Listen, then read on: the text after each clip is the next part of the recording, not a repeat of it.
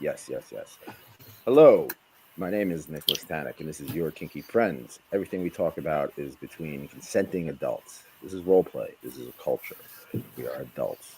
Don't judge. Seriously, there are way too many judgy people, and that is the source of your misery. Don't be a part of the problem. Be a part of the solution. Now, with that being said, I'm aware of my problem. One of my problems is that I talk about sex constantly. Constantly. It's obsessive compulsive. It is. So, I am. We have a rule tonight. This is YKF weekends. This is the vanilla side of Kinksters. And if I start rambling about kink and go off topic, my guests are gonna put me in place. So it should be an interesting show. We're gonna just keep a running list of all of your demerits. This is a lifestyle. This is a culture. This is your kinky.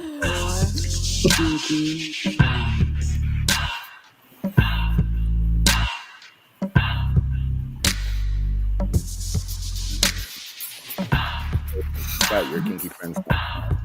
Patreon.com. Donate money at $. Panic.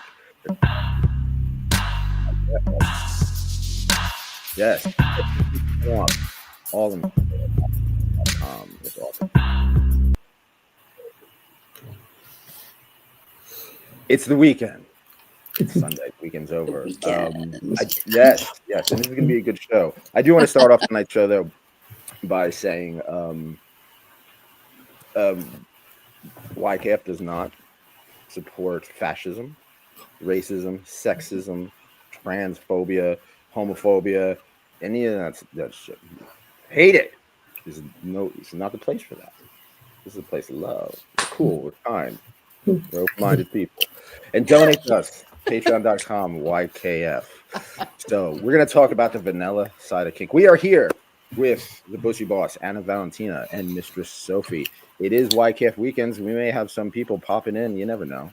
But yes, Mistress Sophie. This is a place of positivity and joy, motherfucker.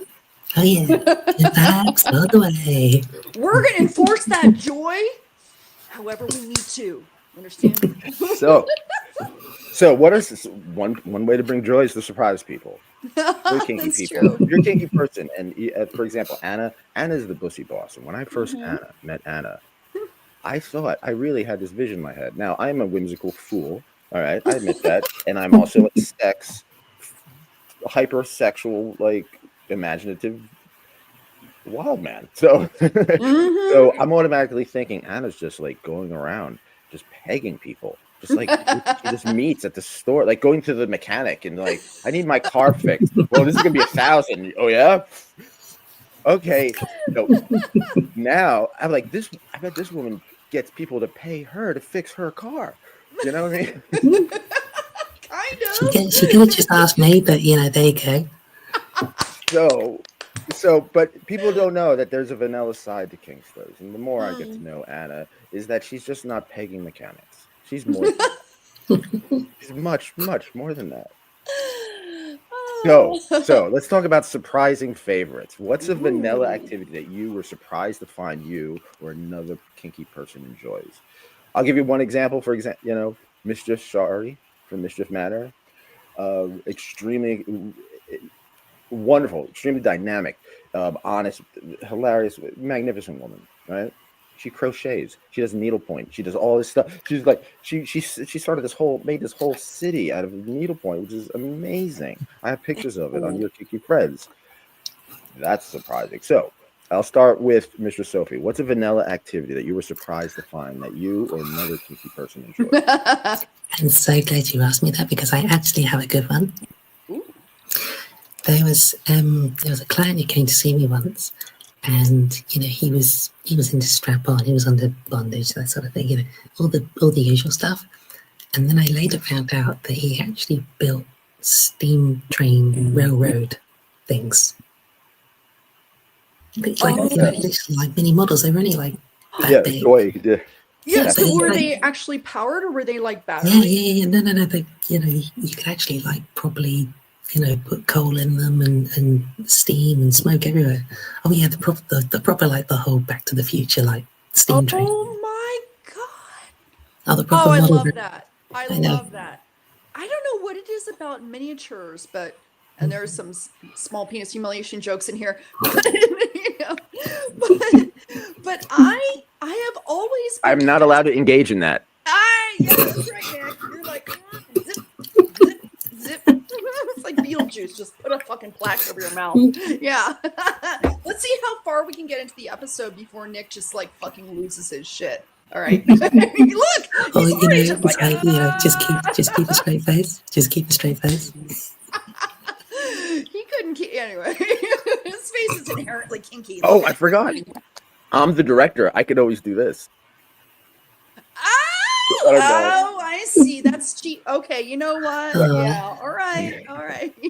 The guy is a stealth bomber. He just shuts down.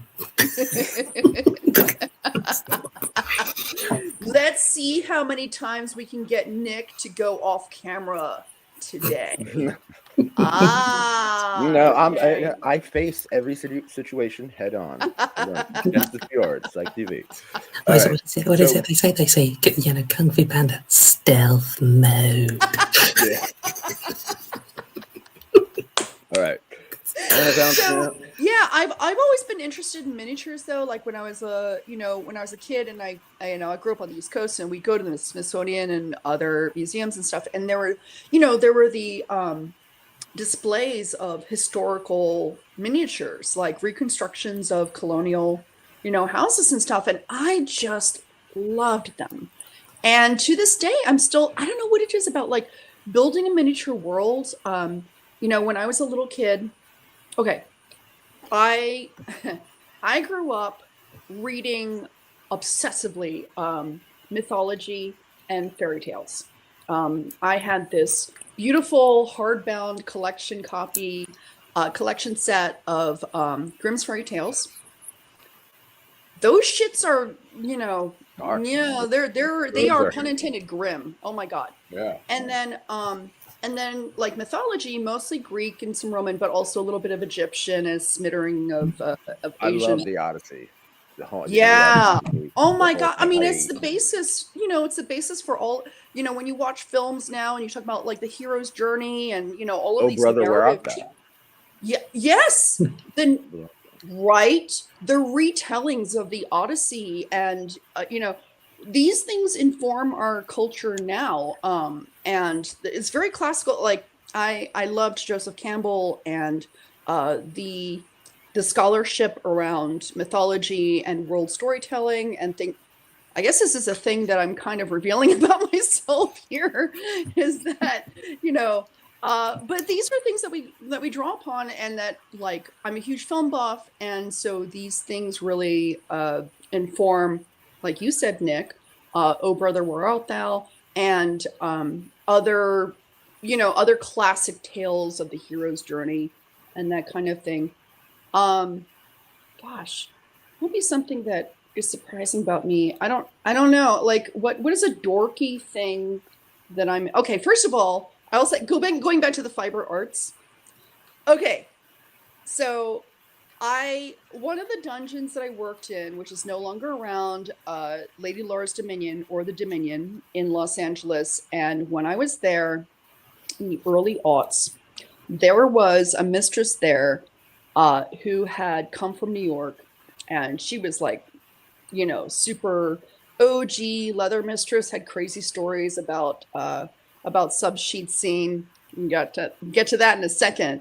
But she would she'd sit there in her leather vest and chaps in between sessions, and she would knit. I'm not even kidding. She would sit there in the lounge and she would knit she would sit there fucking knitting in full leather. That's amazing. That's fantastic. That's fantastic. And she was like super like, dignified and strict and like leather kitty from head to toe. But she would sit there. One thing is that we do is flip the vanilla switch. I don't know about you, but like I said, I'm all my friends are kinky, so that means this show, Yeah. one of the shout out to Stan podcast, well, Your mic's cutting out, baby. oh, sorry, Stan. There you go. Get well soon, Stan. What I'm saying is that some people have to flip the vanilla switch. So sometimes, because I talk to kinky people all the time, I use this show as a platform where kinky people can talk to each other and feel comfortable about that. But the rest of the world doesn't seem to do that.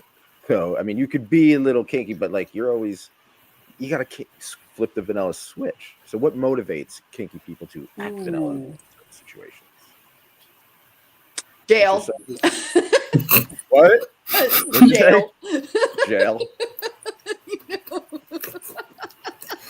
I think you know, just in my case, I think it's a case of just being a social outcast.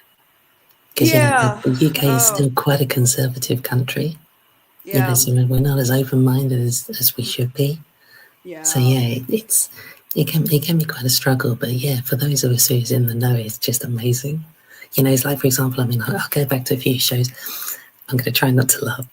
But I've sort of I was talking to a good friend of mine today, and I told him about the farting in the towel.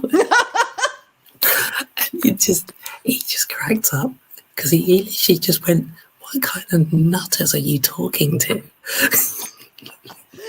We're talking to your neighbors, your boss, your dad, your uncle, your cousin, everybody you know. All these little perverts running around and you just don't even know, and they're sniffing farts out of jars. That's what I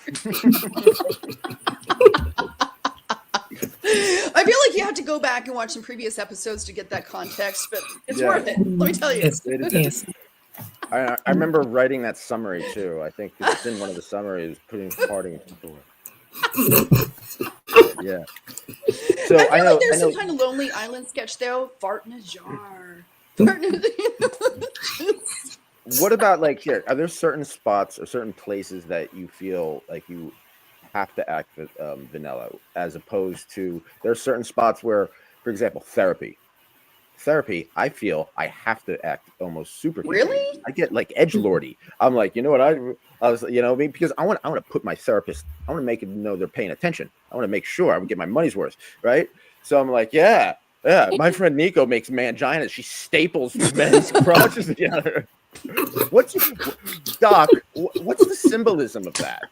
Like, what do you think that means? Do you think that's a sign from God? Like, what do you think, Doc? Please tell me. You know. So, what do they say? They go. Those people you hang out with, you know, they're going through some issues. they can almost think that you're madder than Murdoch from the A-Team. They're going, where can I get more staples? I'm exaggerating. I'm being a little shit, you know. But I'm being honest. I am. It's all true. But there's a flip side to that. Some people you got to act vanilla. Like, sure. Like, I mean, if you're seeing someone in jail, if you're visiting someone in jail, you're not going to go in a leather gimp outfit, are you? Or a dominatrix. I mean, you'll stir them up. You cause problems. Pretty sure the parole officer is not going to, you know, look kindly on that. Yeah. I don't know. Who knows, though? Maybe they could be a client. Who knows? You know? Oh, my God. We are absolutely blessed to feel the heat and the warmth of the sunshine. Sunshine is here with us. Hi, Sunshine. Hello. Hi, Sunshine. Hi, Sunshine. Hi. It's so nice to have you on here. Thank you. Hi. Yeah. Hi. How's it going, babe?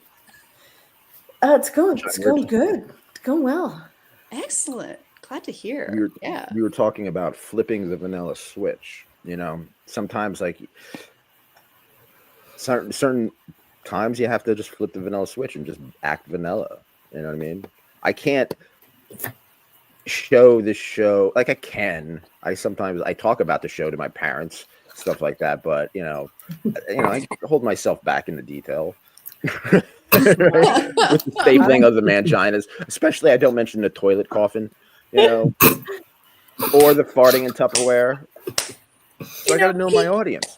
I got to The flip the birds vanilla are finally squid. at peace. Those are peak YKF moments. Come on, those are Oh like, no, you know, I don't want to You be know known for toilet you coffee. should I have like can't talk about that anymore. you should have like need a to walk. highlights reel, like on, you know, be like, oh, if you want to see this moment, go to this episode.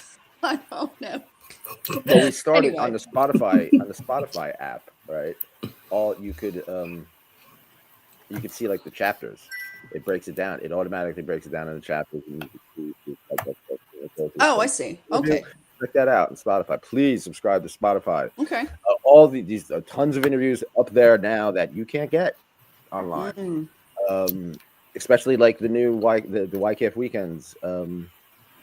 Losing a client. That was a very good show. Man, I have a whole story that I wish I had told in that episode, but like, you know, I we didn't could tell want to that. Let's get through this. We could definitely tell that. Yeah, of course. This is Oh, what we're that'd here be for. amazing because I've been thinking about it and I'm Let's saying do- really rem- heartfelt please remind story. us. Please and please, Sophie and Sunshine, please remind us of that. Okay. So let's Sunshine. What Yes. motivates kinky people to act vanilla in certain situations? I mean, you are. I could say that you know. I mean, first of all, you're my queen, so you know kinky people. You're in the scene, so you have experience. You know. So you could talk about kinky people in general. You can make that kind of. Well, I think whimsical, but I think that people are motivated to act vanilla by other people. Mhm. You know, like literally just whoever you're surrounded by. You know, when I'm around my family, nope. Yes. Nope. That's it. Oh my gosh, I love my mom. I'm very close to my family, but yeah, That's like nice. my siblings don't want to know anything about this. My dad was like, okay, like when I initially told him like I met some people, they're into BDSM and kink or whatever, I'm like, but I'm being safe and yada yada yada. My dad's like, oh, cool, I'm like, do you know anything about that? And he was like, oh yeah, I know. I don't know. I mentioned like really simple stuff. Like, I'm like, do you know what a flogger is? And he was like, oh yeah. I'm like, okay. Really? You really get into more than that. But my mom, it's like she just blocks it out. She just blocks it out. She doesn't want to know anything about it. And like when I'll say, oh, I went out to dinner with some friends or whatever, and anyone's name that she doesn't know is a kinky person. I'm like, what? Like, Well, she's not wrong. But she's like, oh, is that part of your what's it called group? Oh, bless I'm her heart. my kinky friends, Mom, but they're just friends. They're they're humans also. like she made such a big deal about the fact that I met kinky people. I'm like, okay, but they're just people, and we get to talk about kinky stuff. Well, I mean, that's part of our milieu is I saw something not too long ago, I guess, that was talking about like why clients or why people, choose to engage with pros or engage with somebody in the kinky lifestyle.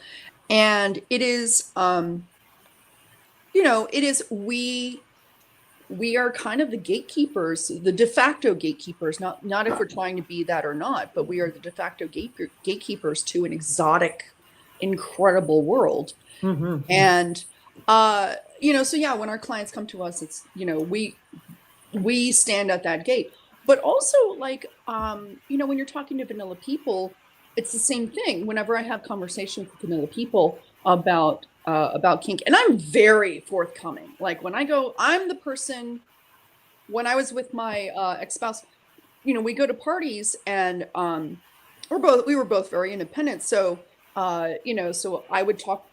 We would kind of go our separate ways, and he would inevitably every single time circle back and find me kind of holding court with 3, 4, 5, 6 people who were just hanging on my every word about kink. I was talking, I'm really out here to Spread the word. demystify and, to demystify, connect, invite people to explore themselves. And oh my God.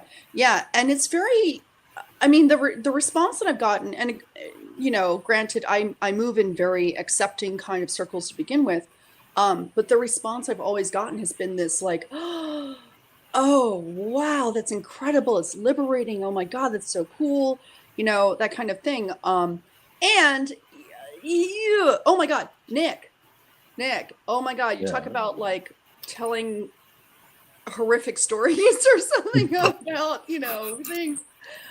I gave a talk at Portland State University years ago, where I got, how did I even get to this? I don't even know. But I was invited to speak to a, I think, sociology class.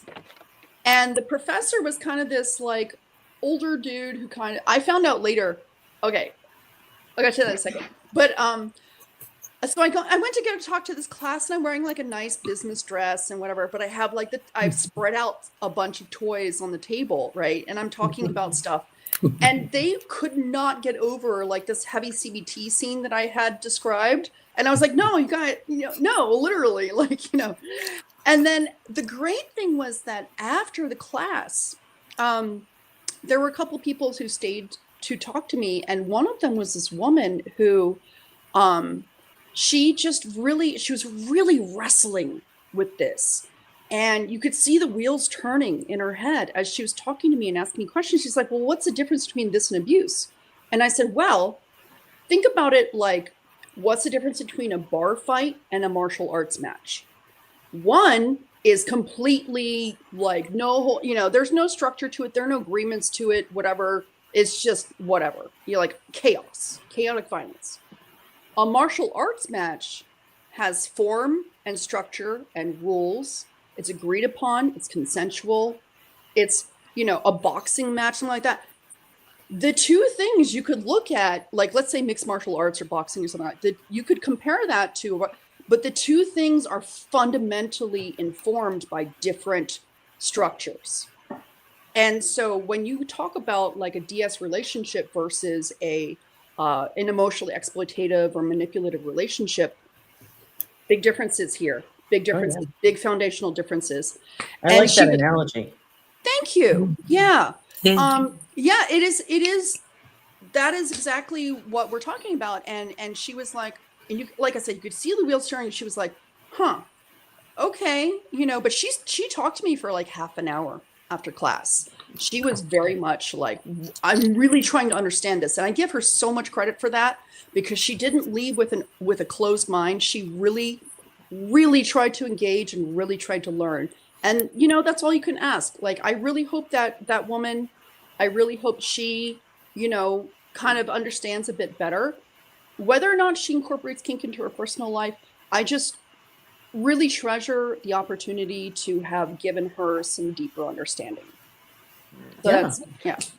Well, with Mistress Sophie, you in the UK, I noticed that, and Stan was even telling me about this, but Twitter or X or whatever like that is, and many things are being banned and stuff like that. So that's adding to the view of Kinksters in society. Like you were saying, you said on the show, you feel like a social outcast. So Yeah. when and where do you have to act vanilla? Do you feel? Do you feel like it's like you have, like I have to act vanilla? I It's a think bummer, just, but you got to do it. yeah, I mean, the whole sort of like protection online thing, it has quite literally decapitated the femdom world. And especially here in the UK, because just even like I've been learning this week the words that have been flagged as like banned, and it's just insane. I mean, they've actually considered the word femdom as inappropriate. Yeah, you guys had that What whole the thing. fuck? You guys had Seriously, that whole what the thing about fuck? face sitting come down a few years ago, where Yep, face that's- sitting was not I'm allowed. just- It's like, But the thing is, the way that I described it was I literally turned around in one of my blogs and I actually said, femdom being considered as insulting is a little bit like saying that a Dalek shouting exterminate would be enforcing mindless violence. It's just For those who don't know, Darlax from Doctor Who. yeah. You know. Oh, that is, I love you. That's the nerdiest fucking thing ever. But I did actually hear a really, really good one once. Exterminate! Exterminate! Yeah, Yeah. but this is Well, as someone a actually- punker, I know like the punks in the UK would run around going, exterminate, like young ones, Right. Sex Pistols. Well, someone had actually said to me once that apparently they'd heard of a Dalek with mental health issues. And I literally at that point just went, well, a Dalek is a psychotic killing machine anyway. Maybe it's an identity crisis. You know, maybe it's like, what makes me want to exterminate? What is the purpose of this? Wait, okay. Oh my God. Okay. I feel like a short film is there somewhere, or some kind of like little short story or something, right? Oh my God. Absolutely. Yeah. This is, oh my God. Yeah. This plays Now- into what we're talking about, like with Kinksters having like art, you know, art and and non-kinky outlets. Anyway. You know, it's funny that Yeah. up there it says when you have to act vanilla, and I asked that, and I keep on thinking about my life. You know, I'm writing this book about going to the liver transplants. I'm in and out of the hospitals, and I'm talking to insurance people and stuff like that. And I'm thinking back at all the times, and I can't help myself. It's like an obsessive compulsive thing. I end up talking because, and I use it like, oh, this is a doctor. It's an excuse. They should know what's going in my butt. You know what I mean? They should, like, You're, you know what I mean? So it's like, so, dog, you are completely correct, sir. You are, and I have to like seriously. So you're colonistically correct. It's like just say, paging Dr. Tannic, paging Dr. Tannic. Please return to reality. but it's also, I mean, I remember when I got out, I had to take Oh my God. I had to take this medication to prevent thrush, right? Oh shit. Yeah, because the body's going through so many changes. You have to take all these medications to fight, so thrush was a thing. So that means I couldn't have cunnilingus. Not that, I mean, I had hoses, Aw. but I like in my mind, I had like I was like, I can't do cunnilingus for a month. Oh no, I'm so Oh. sorry. Oh But my that's God. the thing. And so when you have to act vanilla, so when I see when you have to act vanilla, right? I'm looking back at my life and I'm wondering like, where and when do I have to act vanilla? Anna, is there times where you feel that Mr. Sophie said online is one thing, but like if you go to a certain place, if you go to meet certain people, there are certain things where you feel like you're obligated that you have to tone it down. School. I am taking classes. I'm going into a degree program, and I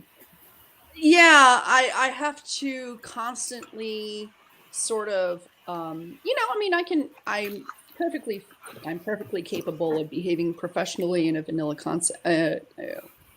world and so on.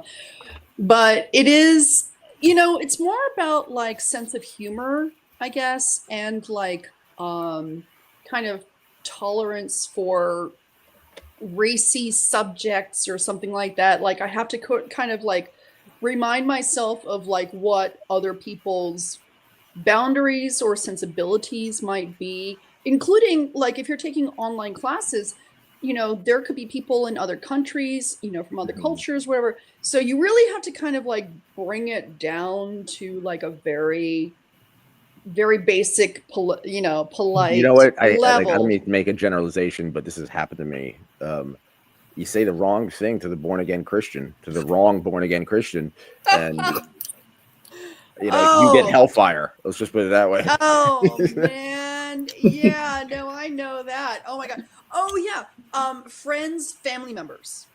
Okay, so Yeah. oh shit. Okay, I have a sorry. story for you. Okay, so this is getting a little personal, but so a few years ago, a very close friend of mine was getting ready to get married to her spouse or her partner, and they'd already gone through like the whole buying a house together or whatever. So they just wanted like a civil ceremony, nice and quick and easy, fine. But they couldn't get a judge out to their place on like the weekend. And this is in October and whatever, so it's right around Halloween. And I was like, I just kind of half jokingly mentioned, I was like, well, you know, I'd gotten ordained as a Dudist minister a few years before, because I'm a huge Big Lebowski fan.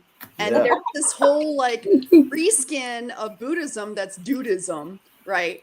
And so, yeah, you can get ordained online as like a minister, you know, long live the dude. And it's very like, it's very well, anyway, so I mentioned to her, I was like, I am actually like allowed in the state of Oregon to officiate over civic ceremonies. So I was like, I don't know if your husband is gonna, she was like, oh. And I was like, oh shit, okay. The next thing you know, I'm going to officiate their ceremony, right? So I did this and, you know, yeah, and it was like, you know, oh my God, I was so nervous. Oh my God, I would like went That is through- amazing. Thank you. Yeah. I went through the whole vows that I was going to have them read. I was so nervous. I was way more freaked out than they were. I was so like, ah. And then like, dude, I like started to like cry a little bit. I was like I was starting to catch breath like in the middle, and he was like, her spouse is like, are you okay? And I was like, no, I am. And then like they were fully fine. And then like when the vows were done, I was like, ah, and I just like crying on my friend. But so we had you know, it was like a few members of his family there. And so we all went to like a nice wedding brunch afterwards. And so I'm sitting next to her and her now husband, and his mom and grandmom were sitting across the table from me at this long brunch table, right? And I and I was telling them about a tweet that I had posted about how it was like about a phone session that I'd done where like I was commenting about how like you say things in the moment that don't necessarily make sense, but they're in the moment, whatever. And I was like, I had tweeted about like calling somebody something like an open-ended slut ball, something like that. And, yeah, thank you. And I was like, it's like some kind of weird perverted Pokemon, like come guzzler, I summon you, you know. And I fucking said that to them. I was like, come guzzler, I summon you. And they were like, shh, because like my voice carries, and his grandmother was sitting right across from me. And they were like, for God's sakes. No, his mom and grandma did not react, but it was just like, we can't take you anywhere. Oh my God, you know. So come guzzler, I choose you. Yeah. I thought this was going to be a vanilla show. I really did. Yeah, right. Sunshine. Or as we Brits say, oh, Asking the bollocks. contrast between vanilla and otherwise, so we're gonna put in the otherwise. I don't know what you were expecting. Boy, we Brits have a bit of a saying for that. We call it oh, bollocks. Yes. Stan Vladimir says praise sunshine. But I would like Yes! to ask Stan. Praise this question. sunshine. Yes. Fucking Sunshine. yes. Yes, dear. Yeah. When is there a time where you feel like, all right, I have to be vanilla now. I gotta act vanilla now. I gotta, you know, I've seen you. I've seen you, like, you know, change. There's certain outfits. I dress a certain way if I'm gonna go to some really vanilla place. Oh, well, You know? certainly my job, my vanilla job I go to, and one of the things I like best is that when someone does make a joke that's just, and you know, my workplace is super vanilla. Just, you know, I'm like, it was, yeah, just really vanilla. But every so often someone will make like a slightly racist, not racist, I'm sorry, slightly racy comment or something like that. They're not racist. A little spicy. And a little spicy, right. And I sort of treasure the idea that I am subversive. And so when they say that, I don't like, I'm like, oh, like, oh my goodness, you're so racy. I don't say that, but like that's sort of the impression that I give off. So I'm like, Oh, you just don't know. And how often That's the thing about if. Oh, I'm sorry. How often do you maybe suspect that other people hearing that might feel a little bit of the same way that you do? Honestly, I really think the people that I work with are super vanilla. Oh, No, but I feel on a basis level they do. You make a joke about sex, you say it automatically, internally, just it ignites something. It ignites some kind of flame of either anger, disgust, or arousal, or what. It immediately, even if it's on a small, basic level. And that has an effect. Arousal and disgust, fear, all of those things, powerful emotions are all connected. I wonder, and two, we know that people can surprise you. People who seem like, okay, oh my God. Shout out to IMK, Lady Red. Lady Red was here last week. That show will be Kink Money will be up soon. Oh my God. So hi. She's you three are hilarious. Oh my God, yes. What a wonderful person. Check out Interview My Kink. It's a new podcast. Yeah, shout out to Lady Red. It's what was awesome. If you want to learn about leather families, all that stuff. Yeah. Oh, Lady Red, thank you for showing up. Oh my God, we love you. Yes. Mwah, mwah, so much love. Okay.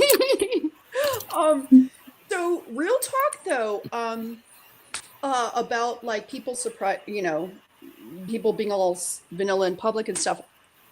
In Boston, I had a dude who was the sweetest, most loyal client and just fucking perverted. Oh my God. Just could not. Yeah. Like, I can't ask that. What? Oh, that's right. Yeah. No, at one point, like, I like took him into the dungeon bathroom and had him like clean the base of the toilet with his tongue and, that kind of stuff. Right. Yeah, I know. Yeah. Yeah, I know. But he literally was like a soccer dad. He had the mustache and he was like super like literally like golf shirt, like bushy mustache, like super like soccer dad. He was literally like mild mannered. Yeah, mild mannered, just like super sweet guy, family guy, whatever. And then he would just come in and just pull out the stops. And I have to wonder how many of your workers, your coworkers, your colleagues are like, yeah, yeah, sure. And meanwhile, they're just like eating shit off cameras. I really have thought about that. Maybe not that specifically, but I really have given some thought, and I don't. You don't know, or you don't want to know? No, I would totally want to know. That'd be great. Because I mean, if I weren't at work, I say dirty stuff all the time. I mean, Nick knows I do. But yeah, but like work is like, it's I'm in just like a little vanilla box. I'm like, okay, I'm here, and then I leave, and then I go home to compartmentalization. The opposite. Yes. One thing I thought was always interesting about Mischief Manor, Mistress Shari, and that whole crew there. When I first became friends with them, and like I said, I started ironing the curtains. We're setting the stuff up. It's it just came out of a liver transplant, and me obsessed, like OCD, like obsessive compulsive. So I'm always like kink. I'm trying to start this whole your kinky friends thing, So I was amazed. They're like, oh, we're all going to off-Broadway play, or we're all going to see a play together. We're going to, like, what? Oh my God, you do other things? So what are some vanilla activities that you and other kink community, that you and others in the kink community love to incorporate in your lives, in relationships that are not necessarily kinky? You're not always hanging out in dungeons. You're not always shopping for leather or shopping for lingerie. It's like we do more things than that. Sunshine, you want to start us off with this one? Well, I mean, the things we do, like, I don't know. See, I feel like, well, I mean, we have to go food shopping, for example, but I am not vanilla when I go food shopping. Sometimes Ooh. I'm dressed, with stockings, and I mean, I You see wear that thigh avatar, highs. everybody? Just I wear imagine the thigh riding highs a crop's lot. not there. Just imagine the So, riding crop's so not you feel good when you go grocery shopping. I do, especially if I go with my partner, and we just, we make it like an event. I mean, not like a kinky event, but just like You we. buy I a don't lot of know. cucumbers, is what I'm hearing. there. And that's What do an you think of excellent this one? example. It's an excellent example because for me, I love the supermarket. And I'm even writing about this in a new book. Is like supermarket's like the hub of society, right? Mhm. It doesn't matter what race you are. It doesn't matter how much money you have, what class You you are. need I mean, it food. does, Yeah. but like it's a place to go to where everyone can get together. On a Sunday, a supermarket's wild near me. Mm. You know, there's a crooner. There's someone who's like, you sound like, oh, they're playing Frank Sinatra. No, buy the meat. There's a guy, this old like guy, a silver fox man, Buy the meat. in the title, like, lucky a lady tonight. I have to confess that my Supermarket. town actually has the most supermarkets in it in the entire country. What? Yeah, those Yeah, literally. I Tesco's. mean, Y'all are my hungry. town, my town, right? It's like Hill Valley from Back to the Future. It's even got a clock tower and everything. Wow. And it's like literally within like 2 square miles, which is my town. There's 8 supermarkets. What? I'm So not kidding. how many do you shop at? Just 2.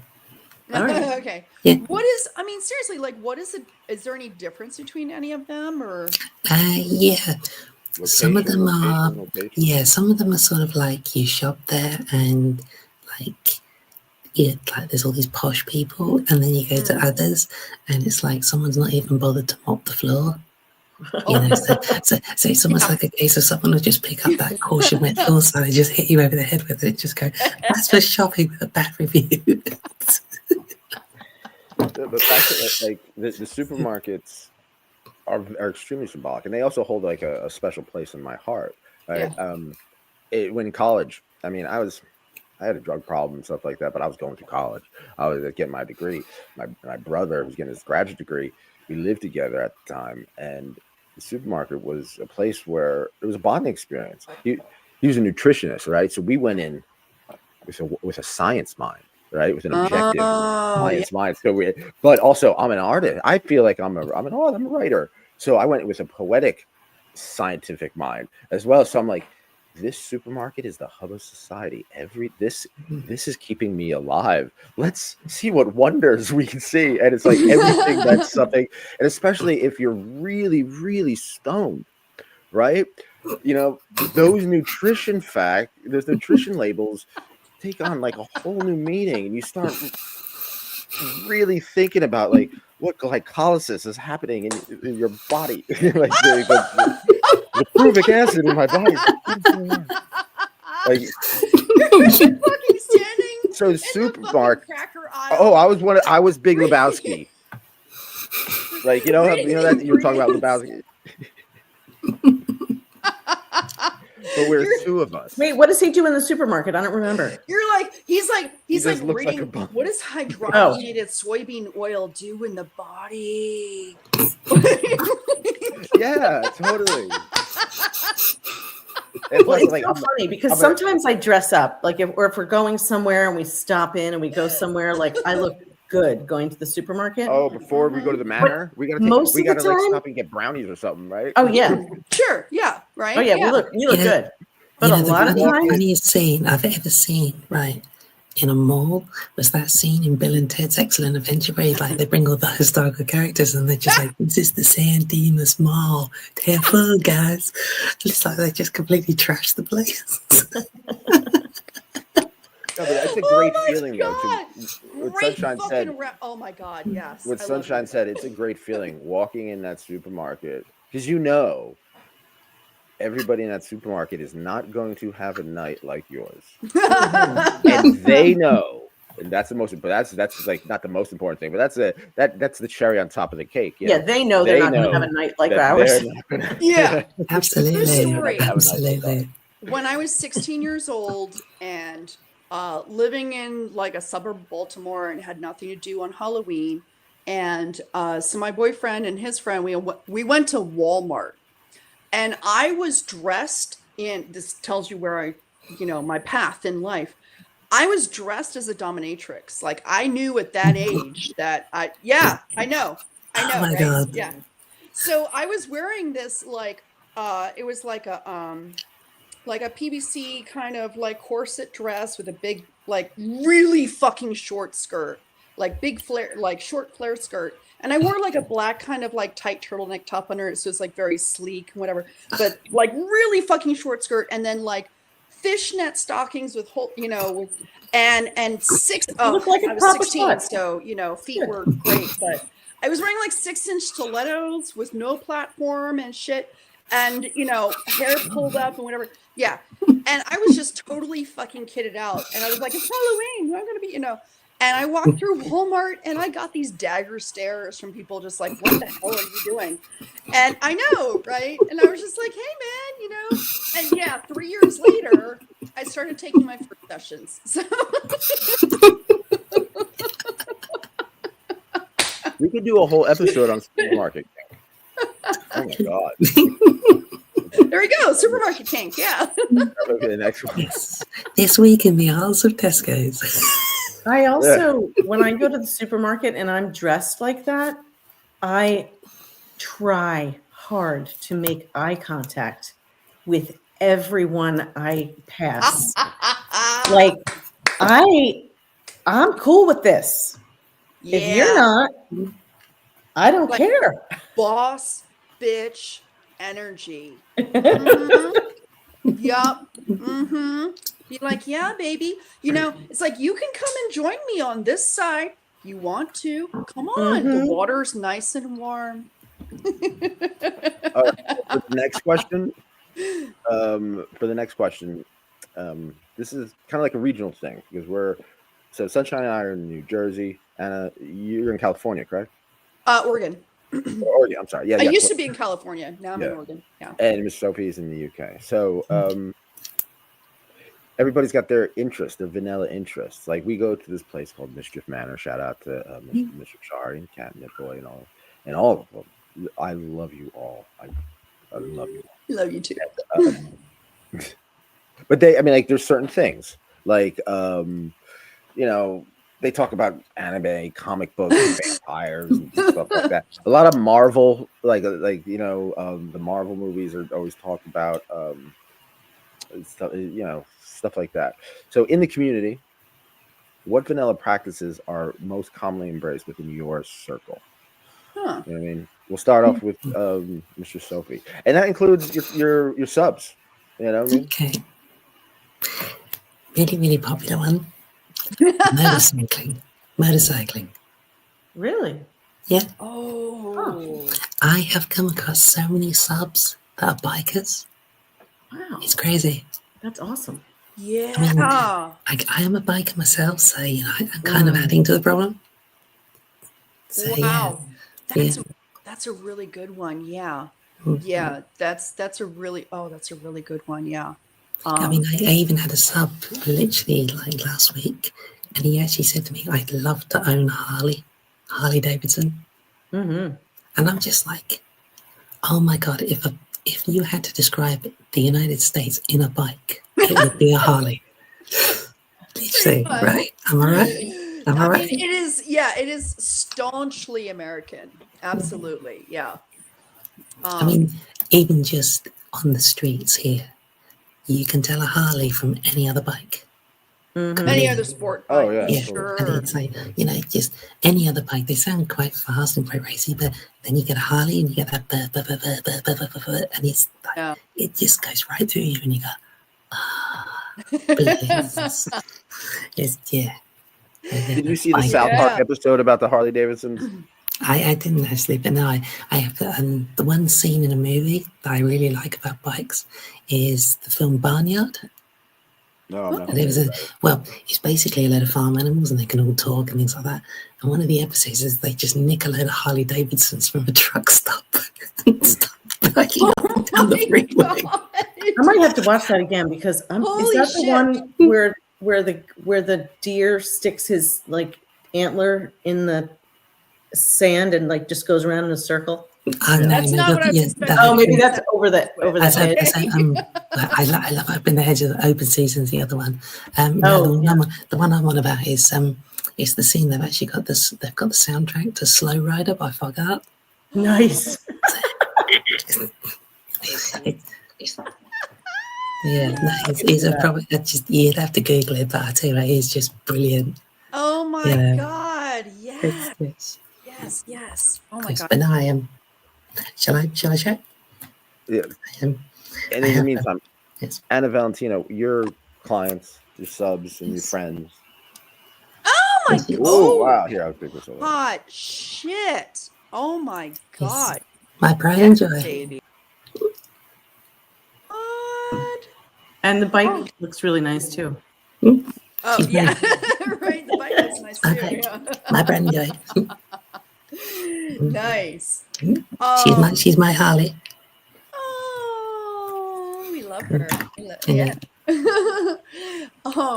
We love anything that you wrap your legs around.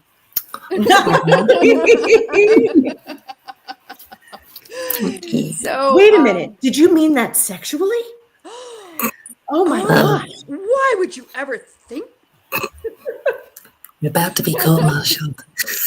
Yeah, right. Your Honor. Yeah, he's like, oh.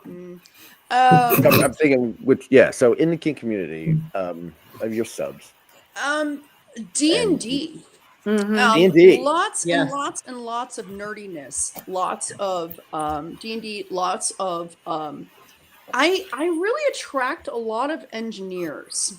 Engineers all up and down all day, and they're usually more like physical engineers, but also in my personal life, I happen to know a fuck ton of tech people, and there is like this huge presence of software nerds in the kink community. It's just, I don't know, it's just kind of this overlap where I think I credit it to like a few different things of like that there's this kind of sort of like free thought or even libertarianism or something like that amongst, libertarianism kind of rampant in tech world, but there's this like, there's this there's a lot of also like kind of autism spectrum and just a lot of like kind of neurodivergent or socially divergent or whatever, right? Yeah. Absolutely. Yeah, and so there's a lot of like what I would describe it as free thought. And so kink really attracts people who are into free thought, and also too, it's when you have the experience of being, into software or something like that, it also represents a certain kind of socioeconomic class where you have money to spend on these toys and hobbies and so on and so forth. And there's this it's against the mainstream thing about ironically, it's sort of against the mainstream thing about conventional sex being the base of everything. It's much more psychological and intellectual sex that I see represented in people who, have that overlap. And so, there's a lot of D&D, a lot of, nerdy sort of practices and behaviors, music, creativity, crafting, all these kinds of things that are personally expressive, that don't, kind of like little hobbies that don't really get a lot of play necessarily in like mainstream culture. I see that a tremendous amount in kink events and in my clientele, it's always very like independent thinking is what I would classify it as. So I have a question for Yeah. both, for Mr. Sophie and you both have had relationships. Wait, your mic is going. You weird. both had. Can you hear me now? Yes. Mhm. You both have had relationships with kinky people, or you are as kinky people. They know you're Mhm. kinky. You're honest about your kink, right? But there are vanilla things that really build trust and comfort. You know, that aren't kinky. You know, there's things like Sunshine and I do, like food shopping. You know, yes, I do cook for her, but we go food shopping together many times, and I Yeah. go shopping a week alone sometimes. Food is love. Yeah, it's a thing that we love to do. Movies also, you know, stuff like that. But still, like food is a simple thing like that. Mm-hmm. How do vanilla practices build trust and comfort? Because if you have a partner, and I'm talking about not just clients, but or clients that I'm talking more about relationships, people you have relationships with, who you know you're kinky, and you may, as a bussy boss, you may have to boss their bussy, right? Then you have to do Always. something vanilla. What are some vanilla things to do, you know, that really build trust and comfort when you're not bossing around the bussy boss? It's really I think any of these getting to know you things are really about exploring shared values. Do we think the same way about the world? Do we feel the same amount of compassion, the same amount of empathy, the same amount of connection, the same amount of, or like the same kind of views on ourselves and on the outside world. These are things that you get to know when you're shopping groceries with somebody. Like, are they, you're like shopping for things and it's like, okay, are they in the international spice aisle going, I don't want to taste any of this shit, or you know what I mean? Like, or are they like, oh, okay, like kind of open to things, or something like that. Like, a big thing for me. Okay, all right, I'm gonna say this. I judge people on the way that they eat. It's true. I do. Okay. If I go with you, and I've had this, if I go with you to an area of town where they are known for like classic old school, like Nana is cooking for you Italian food, I do not fucking want to hear you say, I want to go to Cheesecake Factory. That is not fucking acceptable, dude. We are cross purposes with how you feel about your principles and your priorities. You should be, if I don't see a sense of adventurousness, that is going to reflect onto the rest of your life. If I see you just like treat food like, oh, there's nothing wrong with treating food like sustenance, whatever. But the way that I relate to things in particular, in personal, do you feel that same way or not? Are you going to be open to, if I cook you something, and food is love, cooking is a big love language for me. If I spend 2 hours cooking and I set down this beautiful dish in front of you, dude, I'm not going to be happy if you're like, what is this? I've never had couscous before. Let me ask you a question, Anna. Yeah. Do you play D&D with your subs? Yeah. Well, with my subs. Yeah. Ooh. Not usually, no. That's a really good question. You dom your subs in the D&D world? Do you turn them into dwarfs and ogres?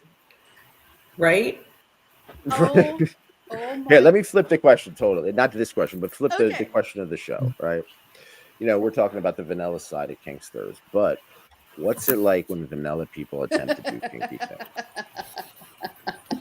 Jesus. Oh, So, Jesus. let me start this off. There's a movie. There's a great movie called A Good Old Fashioned Orgy, right? It's Jason Sudeikis is in it. Great movie. Nick Kroll. Nick Kroll. It's much less sexual than you'd think, but it's great. For people who like to talk about sex, right? in a very, it has that vibe. Think of an upscale Zack and Miri type humor. Yeah, sure. Okay. It's and more upscale, but it's still crass. It is still, it's the sex comedy. Sure. But it's also got more It money fucking behind better it. be. It's got more money behind it.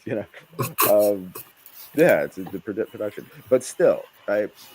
There's a scene in it where there's this couple who didn't not get invited to the orgy because they just got married, and I think they're having a kid. Well, that's the perfect time to invite somebody to anyway. Yeah, I think it's Will Arnett. Yeah, it's Will Arnett or Will Forte. No, Will Arnett.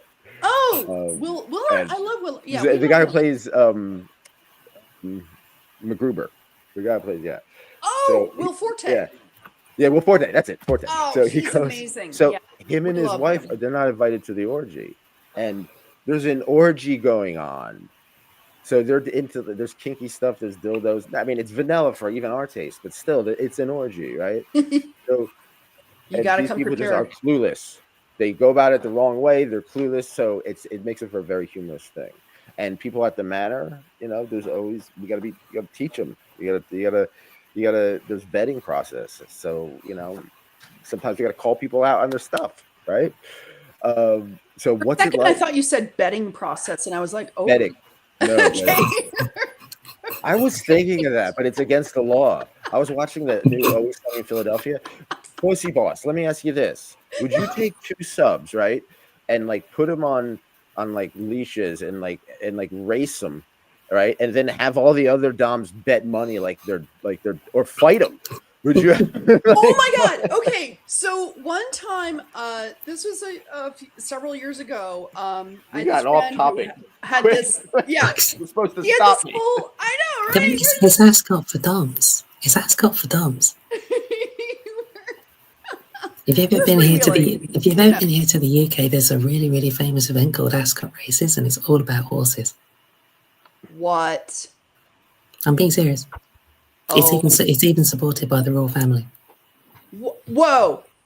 Hold on a second. You've never had a Royal Ascot? You mean literal Ascot? Oh. No. Oh no, an Ascot. Yeah, there's a town in the UK, and it's quite near to me. But they do like national horse races every single year. Yeah. And do you bet on that? I don't, but I have been. And nice dressed up and everything. Oh my god. So the perverted version of this, true story.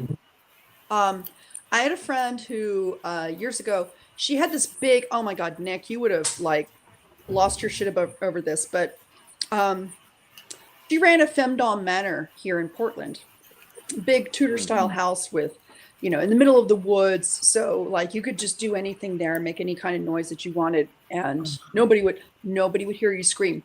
I did some abduction scenes to her place. Oh yeah, it was great. Like just fucking grab somebody off the street in the middle of the day, drive them up to her place.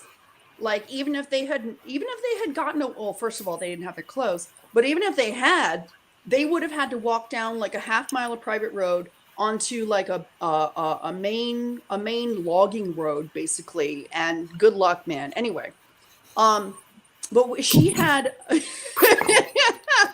oh my god, I can see there was that moment when I'm just like slamming him against the wall with my arm in his throat, being like, you better suck some dick before you're not going to get out of here until you suck some cock. Anyway, but anyway, that's another story. But I'm not supposed to say please expand on that. Just let you know. Yes. We'll just say this is all consensual, and please expand on that. Loophole. Sunshine can say please expand on that. Wait, what was that number? What was that number again? Was it 911?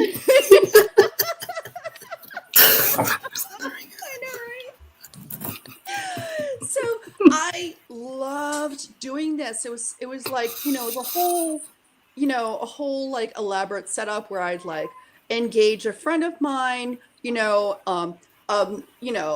a friend of mine with tits and a dick, and like we'd set up like a a whole scenario. Oh God, like I did this a few times and it was always so much fun.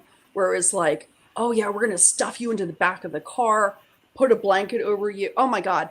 I was like, oh, I really hope nobody sees this. But it would like drive them up to, half an hour up to this place in the middle of the fucking woods because she had 20 wooded acres and her house sat on like a half acre of cleared land. Wow. Yeah. That's And it was down a amazing. half mile of private road. So, like I said, like, even if he'd gotten out, he would have had to hoof it like way down the fuck.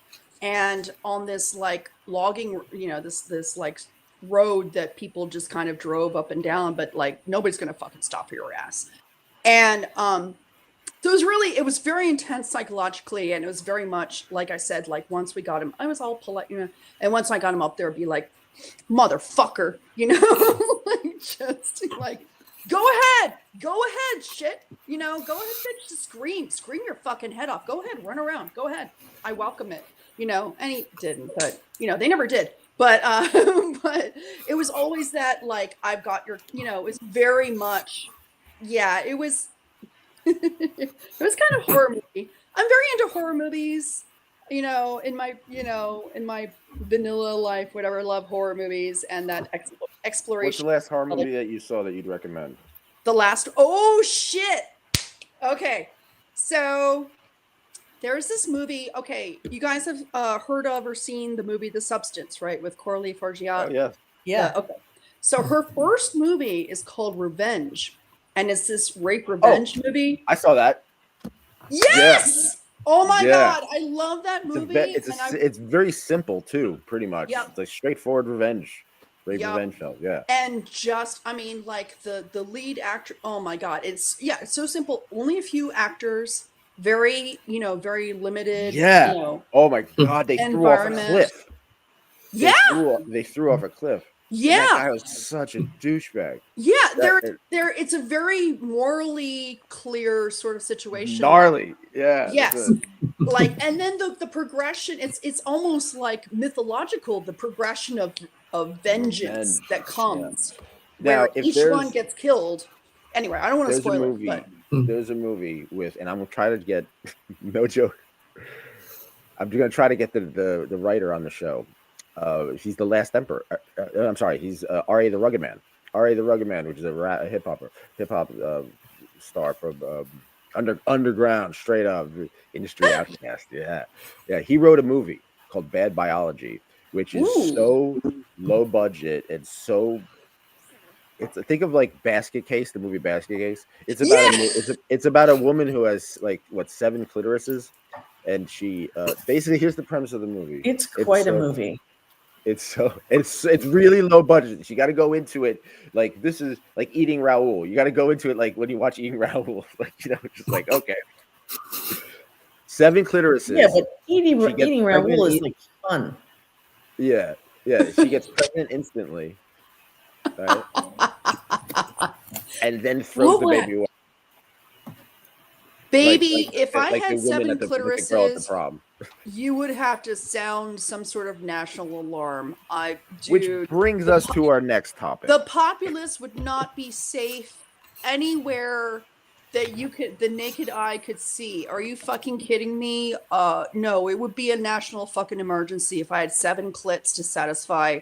Oh, dude, I'm not even kidding, dude. That would be bad.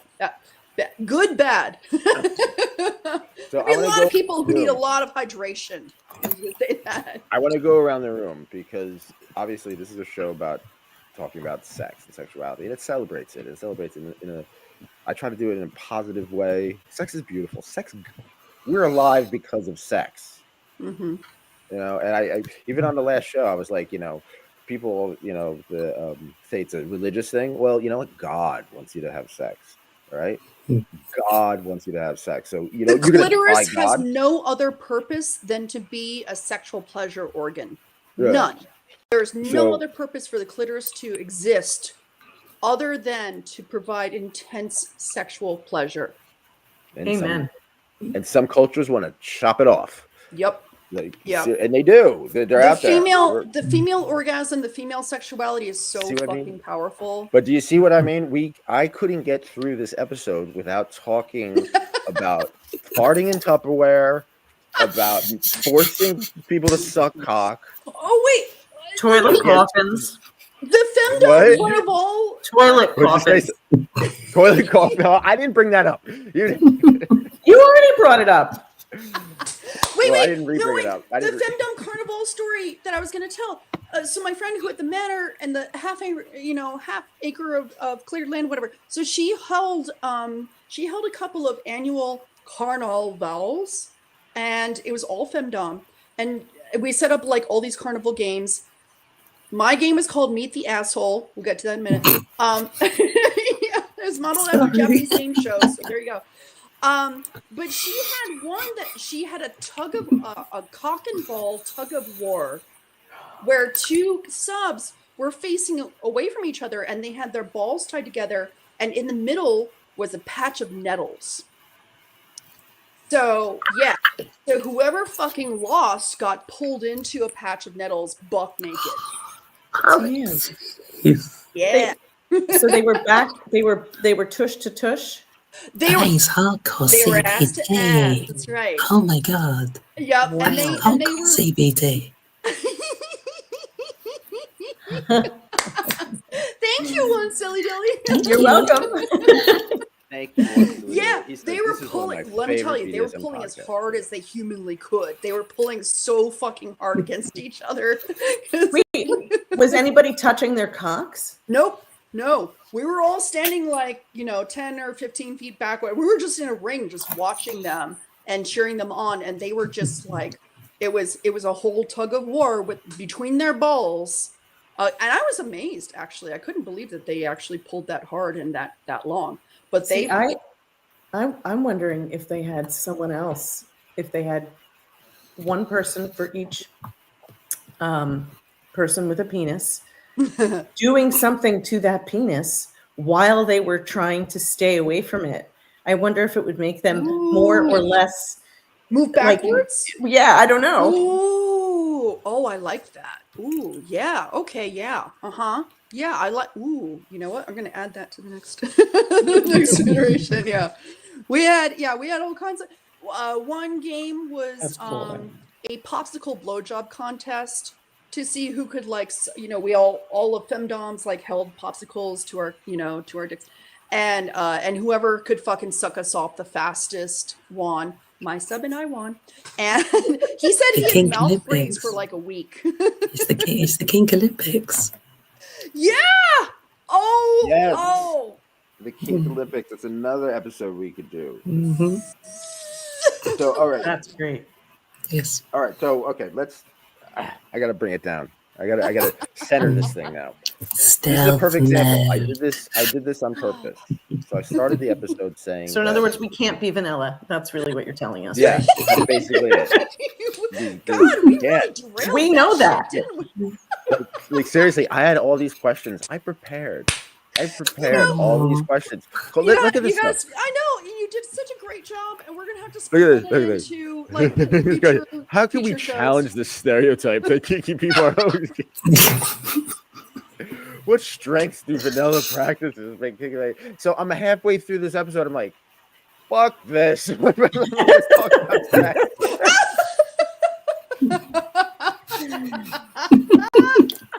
You run the podcast, darling. So you get to do whatever you want. Okay. Yes, you're right. See? Oh my God. You're supposed. What do you say, Nicholas?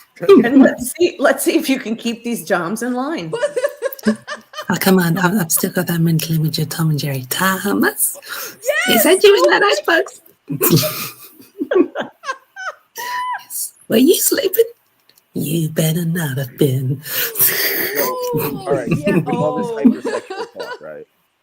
I want to go around the room because there's triggers. There are certain things that you say in a vanilla setting that could trigger a vanilla person. Say, you are disgusting. Oh, we should call the cops on you.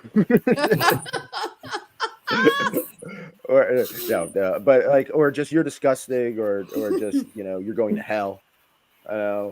or it's not my thing, or whatever. But it does trigger some kind of reaction. I want to ask you this though: as hypersexual people who like talk about sex, enjoy talking about sex, there are certain things that if I'm in a vanilla setting, especially around women, right? There are certain things that they say that automatically I just want to jump in that conversation and put my 2 cents in. I don't. I try to be cool. Let's Your go. two kinky sense in. Yeah. Kinky senses are tingling. It's true though. It's true though. So isn't there's it? certain things. You're So I like, want to go around the room. Are there certain things that just like if someone brings it up, you could talk about it because it's about kink. oh Or Jesus. you could just like you know what? It's almost like here's the game. It's the you have no idea game. They say something like, "Oh my god." It's like when you've been around gay Did you people, see what she was but when wearing? someone's like, you see those two people, there's two women, they're kissing. Oh my god, and like you just sit back and you think to yourself, you have no idea. You have no idea. Oh my god, he When you see spanked me. something in He a was movie, so hot. You have right? no idea. You know what I mean? You have Yeah. no idea. Mistress Sophie, let's start with you.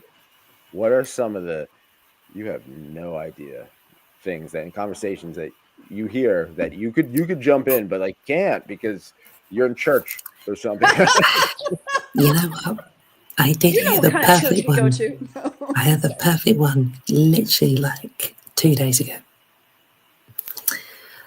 There's this whole big thing in the UK about women breastfeeding in public. Mm. I mean, it's just a natural thing, right?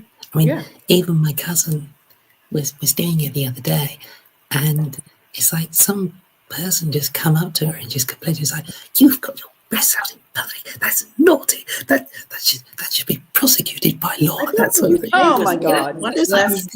like, but anyway, I literally turned around when she told me that story, and I just went, "Geez, girl, you have no idea what kind of shit I get up to." Right? So, like, You're lucky the person I was breastfeeding isn't 35 years old, okay? but the thing is, it's almost like, someone just sitting in a restaurant or like a cafe or something like that, and they just turn around to someone and I'll be like, it's like, "Oh, I'm sorry about the dinner mess and things." They'll be like, "No, there's not that. It's some woman breastfeeding over there." So, It's just terrible. And it is. I'm like, It's just I'm like, what the literally fuck? human What nature. the fuck? Mhm. Yeah. But is there something that triggers you? Like if someone's like, for example, if I'm in a place, I could be at the hospital, right? Because I used to be in and out of the hospital. I had a waiting room. I could be in, at work or in the family, and someone starts talking about a woman like owning, like fucking doing something badass, like femdami, right? Femdami. I start because you know my show. Yeah, I root for them. I want to know all the details. I want to help her in her quest in dominance, in female dominance. So I think the one line I would something instantly come out with on that would be, I would turn around to them and I would just say, "Welcome to my world." yeah. No, but is there something that like that really kind of triggers you, like that makes you want to say and talk about it, but you can't? Yeah. Okay. I can't really think anything off the top of my head, but I do. I'm sort of very open-minded, anyways. And nothing really triggers me as much. Anna? It's kind of weird. Yeah, it really triggers me when I see people judging male. Well, I maybe I'm using the wrong word. I don't mean trigger in a bad way. Oh, okay. Anyway, I mean like it kind of like it. Let me say makes you want to with talk about kinky stuff, right? Is that what you mean? yeah, Oh my that's God. what I'm making talk about. So if someone starts talking that's about like every femdom, other I'm like, minute. really? But, like- Who is she? Where is she? Why isn't she talking to me right now? Like, I am just like, okay, anytime, oh my God, okay. So I love anime. I was watching Samurai Champloo again the other day, and in the very first episode, they have, it was kind of historically informed of it, but they have like a scene where, or a moment where like the two, Ronin, whatever, they are it's set in like Edo, Meiji area, Japan, whatever. So they're bound in rope, because then they didn't use leather for institutional restraints, they used rope. So they're like bound and suspended, in punishment. And I was like, oh, that's really good. That's really nice work. Yeah. Okay. Historically accurate. Really good. Yeah. Nicely distributed. Like they really, I was like, oh, they took the time. Dude, every time I fucking see bondage on screen, I'm like, I gotta like evaluate it, be like, oh, okay, all right, yeah. And see the distribution's really good, and and like anytime I see anything that's even vaguely kinky, that vein's perfectly popping out, yeah, I got to be like, how would I grade this? How accurate do I feel like this is? And then and then dynamics too, like power dynamics of that I see portrayed. I'm like, oh, is this good? Is this like kind of really sort of like surface basic kind of thing? I really love when I see psychological dynamics that are more complex. Like you were saying, Nick, about like what are some things that you would say or something like that. For me, it's not so much what I would say. It's not saying verbal is one thing, but the look, the eye contact, the presence, the look, the intent. Oh, I know what you mean. So there are certain people, they just, the way they walk or the way they hold themselves, you could know they will fuck you in your ass. Spiritually, physically, emotionally, psychologically, all of that. Yep. Or they want to be. Exactly. See, I don't just fuck your ass, I fuck your soul. Okay. You go, pussy boss. That's the quote of the show. Yep. That's the quote for the Vanilla show. I'll keep going until I reach your fucking soul. And then I'm going to take that as well. That's right. Because that's, anybody can fuck your ass. Anybody can open up your asshole, but it takes somebody who really knows to fucking reach right up inside you and grasp your soul, man. Yep. Yeah. So my cock reaches your heart. I think we did it, everybody. I think Hold on a minute. Do I get to answer? Oh, yes, please. Nicholas, bad boy, you missed the most important person on here. I am. Yeah, I'm looking for a bruising. That's why. You're going the right way about one. Sophie knew. Well, we'll see. Maybe this is a negative trigger, but like, I think because exploring my dominant side has made me so much more confident. When I hear women say things like, well, I don't know if my boyfriend would like that or whatever. And I'm like, I just kind of want to grab them by like their collar and be like, you're a fucking woman. You have so much power. You have no idea. Yeah. Come on. Like, I want to make every femme a femdom, I guess. Or just bring them confidence. Like, you can value their opinion. That's one thing. But don't let them decide what you're going to wear, what you're going to do. So, okay, that was my 2 cents. Unless you're weaponizing it. Be like, oh, do you think he'd like this? Which one do you think would make him more on his knees than the other one? That's the only thing you should be worried about what he should like. Take this hand, put it right here, and grab your fucking power. All right? That's right. That is where you need to be coming from. Fundamentally from your fucking root. That's the only thing that should be informing what you wear, what you do, what you say, etc. I think this is an interesting experiment. Mike, something here. Lean in. Hello. Yes, I said I think this is an interesting experiment. We tried something, and we failed. We failed miserably. We tried to have. Wait a minute. I think we failed beautifully. Yes, we failed gloriously. As Chris Gethard would say, we lost well. Lose well, people. When we lose, we are gloriously winning. That's exactly right.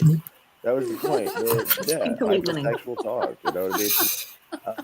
So let's talk about sex more. How can people reach out to you? Let's start off with Mistress Sophie. How can people get in contact with you? You know, talk about motorcycles, Harley Davidson motorcycles, the UK, and talk about sex in the UK because How can they learn how you they're being ride censored. them? Yes. I There's a lot like of the censorship. wording. Well, let's just say, I think the motorcycle saddle, really, really great. Mm. And let's just say that if I was to install a certain device underneath the saddle, it gives a really vibratingly good experience. Mm. Ooh. Ooh, I like So that. I'm riding along. Ooh. Oh my god, I like that. Oh. Yes. I might have to.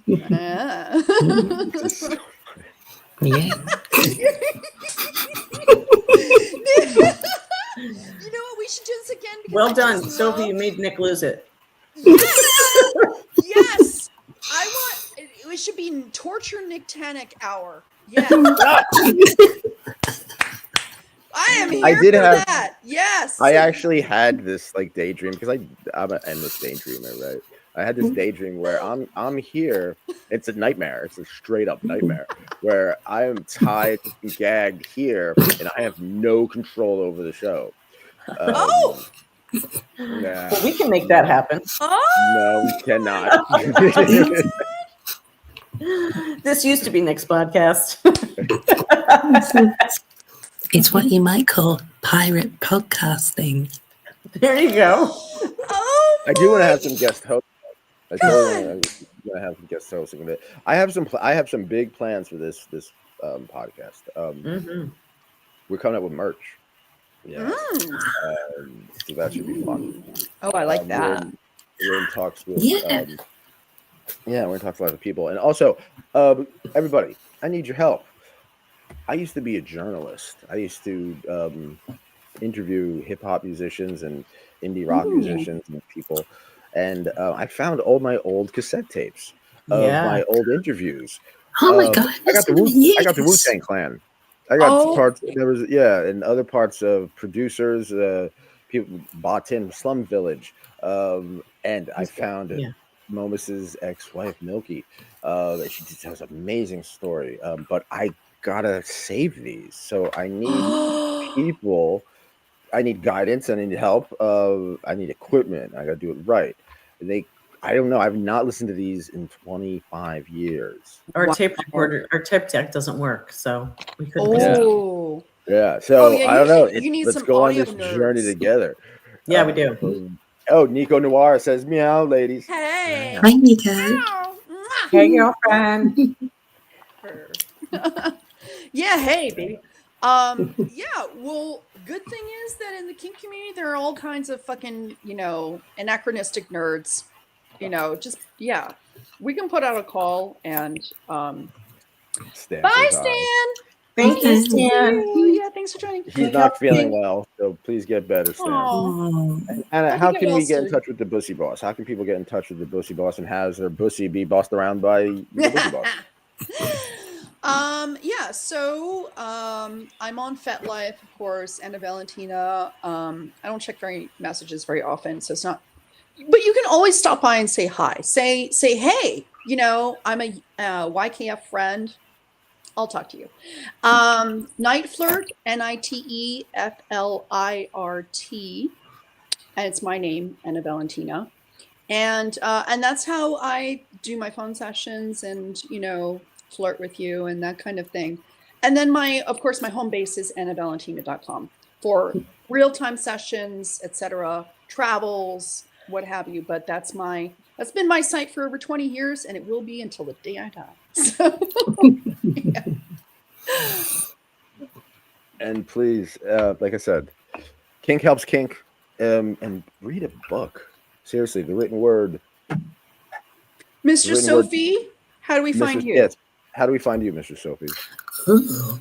Well, I'm at my website, which is www.mistresssophieofhertfordshire.co.uk. have to get really posh when I say that, you know. And I'm on X if they haven't shadow banned me, you know, for the whole restriction thing. I'm capital M_Sophie93. And my FetLife page is Mistress Sophie 93. Capital M, capital S. And I have to add that I just found out that Mistress Sophie is in a hot shit area. I was talking to a friend of mine in the UK yesterday, and I was like, "Yeah, she's in Hertfordshire," and he was like, "Oh, there's money there." I was like, "Get it, girl." Yeah. Yeah, you know, they have 8 food stores within 2 miles. I know. And we have a clock tower that gets struck at 10:04 p.m. that sends a DeLorean back to the future. Nice. That's great.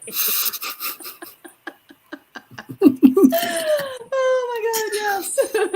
Which is absolutely amazing because my town actually has a car like day every year. And you get all like these vintage cars and everything. It's amazing.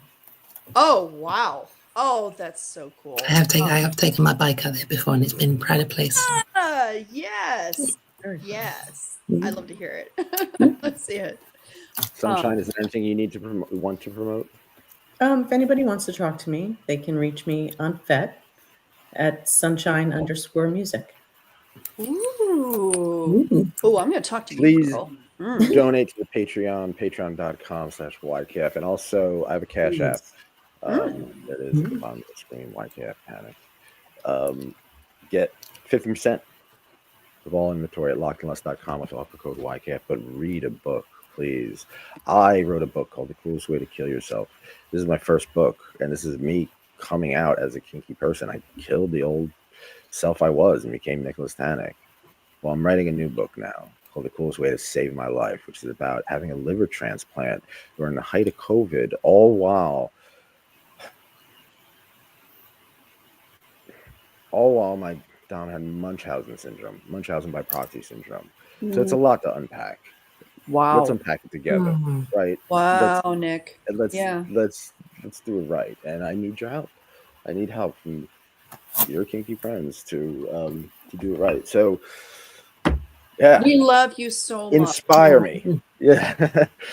So thank you for your time, for your energy, for your attention, for your stories, and for proving me that we are truly kinky motherfuckers at heart. We can't even get through a whole show. Proving me correct. Thank you very much. I appreciate it. It's a struggle for us to be vanilla. What was that, Sunshine? It's a struggle for us to be vanilla. I know. I think this needs to be like an ongoing thing, a theme of some kind of being like, we gotta cancel this because there's no fucking way we're gonna get through a whole show just talking about it. Everybody, thank you very much. Just go to yourkinkyfriends.com. Here I love is you, the fuckers. Cash App. It's going to be a great week. It's 2025. It's going to be a great week. It's going to be a beautiful future. Be kind. Actually, what am I doing? Let me start over. Be cool. Be kind. Keep an open mind. See? You got to sometimes reset. Focus. You got to get vanilla. All that holding things in has really fried you for a second. Be cool. Be kind. Keep an open mind. Bye, ladies. Mwah. Bye, everyone.